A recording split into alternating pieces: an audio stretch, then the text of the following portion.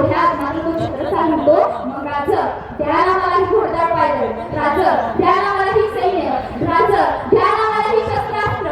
आणि तेवढ्यात मात्र छत्रसाल हे शब्दबद्ध झाले आणि शिवाजीराजे म्हणतात, अहो छत्रसाल, आमच्याकडे कुठे काही होतं, आमच्याकडे काय होतं?